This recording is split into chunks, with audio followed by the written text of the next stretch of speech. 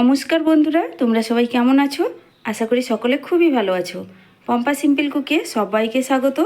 আজকে আমি তোমাদের সঙ্গে মুখের রুচি চেঞ্জ করা বা মুখের স্বাদ বদলানোর মতো একটা রায়তার রেসিপি শেয়ার করব, যেটা ভীষণই ভালো লাগে খেতে আর গরমের দিনে কিন্তু দুর্দান্ত লাগে।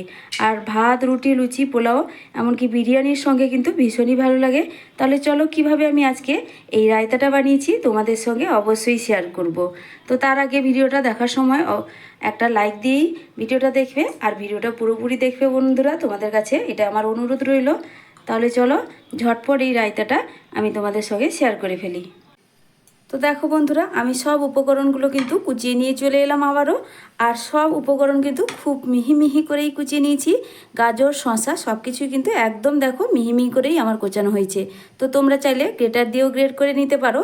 তবে আমি যে একটা টমেটো নিয়েছিলাম, এটা কিন্তু আমি পুরোটা দিইনি, অর্ধেক পরিমাণ কিন্তু আমি রেখে দিলাম আর অর্ধেকটা পরিমাণ কিন্তু দিয়েছি। আর টমেটোটা কাটার সময় আমি কিন্তু ভেতরে দানা অংশটা বা মাঝের এই অংশটা কিন্তু পুরোপুরি বাদ দিয়েছি, শুধু আমি সাইডের অংশটুকুই নিয়েছি। ভেতরের দানাটা কিন্তু বাদ দিয়ে দেবে যখনই কেটে নেবে। তো সব উপকরণগুলো আমার খুব সুন্দর করেই কোচানো হয়ে গেছে।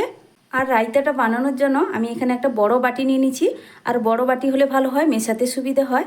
আর নিয়েছি আমি এখানে টক দই। আর এটা কিন্তু আমার ঘরে পাতা টক দই, একদম ফ্রেশ।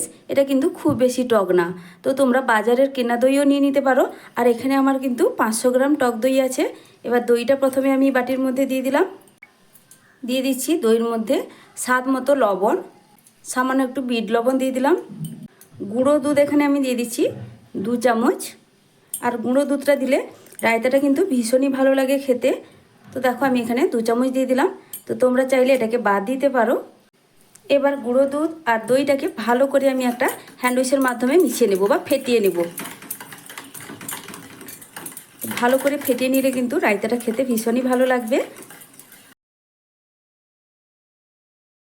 তো বন্ধুরা, আমি ভালো করে এখানে ফেটিয়ে নিয়েছি। তারপরে দেখো বাকি পরপর আমি উপকরণগুলো দিয়ে দিচ্ছি। তো সব উপকরণগুলো পরপর আমি এখানে দিয়ে দেব। শসা, পেঁয়াজ, গাজর সব কিছুই একসঙ্গে আমি দিয়ে দিচ্ছি।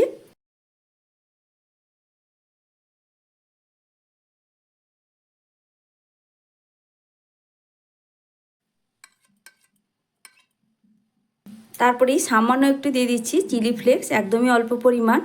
তো ঝালটা যে যার পছন্দ মতো দিবে, যে যেরকম লঙ্কা পছন্দ করো। আর দিচ্ছি হাফ চামচ ভাজা জিরের গুঁড়ো। শুকনো খোলায় আমি জিরেটাকে ভেজে গুঁড়িয়ে নিয়েছি। এবার সব কিছু আবারও ভালো করে মিশিয়ে নেব।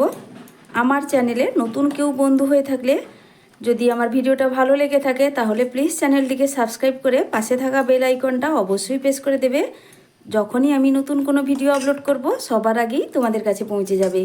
আর আমার পুরনো বন্ধুদেরকে অসংখ্য অসংখ্য ধন্যবাদ জানাই। তোমরা আমার পাশে আছো, অনেকটাই ভালোবাসা দিয়েছো বা দিচ্ছ। অসংখ্য অসংখ্য ধন্যবাদ বন্ধুরা। তো দেখো ভালো করেই আমি মিশিয়ে নিচ্ছি। আর এই রায়তাটা ভীষণই ভালো লাগে খেতে, ভীষণই টেস্টি হয়। ভাত, রুটি, লুচি সব কিছুর সঙ্গে কিন্তু রায়তাটা খাওয়া যায়। বিশেষ করে বিরিয়ানি, পোলাওর সঙ্গে কিন্তু দুর্দান্ত লাগে। আর এই গরমের সময় এই রকম রায়তা কিন্তু প্রায় সবার বাড়িতেই হয় আশা করি। তো আমার কিন্তু ভীষণই ভালো লাগে। আশা করছি তোমরাও এইভাবে রায়তা যদি বানিয়ে ফেলো, তোমাদেরও খুবই ভালো লাগবে। তো দেখো খুব সুন্দর করেই মাখানো হয়ে গেছে।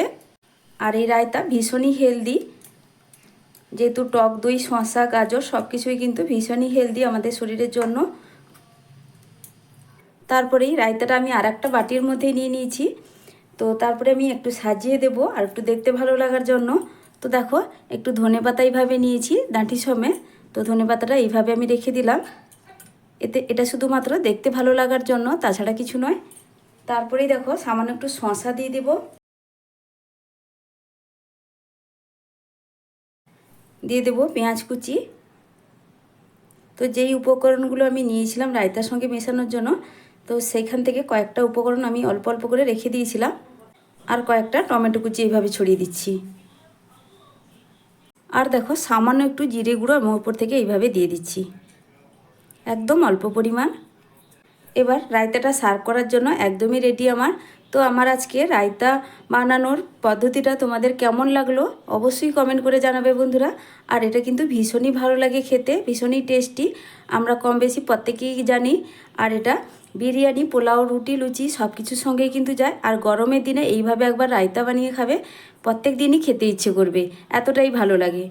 তো যখনই দইটা নেবে, দইটা একটু ফ্রেশ নেওয়ার চেষ্টা করবে, তাতে রায়তাটা খেতে আরও বেশি ভালো লাগে। তো আমার এই আজকের রেসিপিটা তোমাদের কেমন লাগলো বন্ধুরা, অবশ্যই কমেন্ট করে জানাবে। আর যদি ভালো লেগে থাকে তাহলে লাইক, শেয়ার, সাবস্ক্রাইব করতে ভুলো না বন্ধুরা।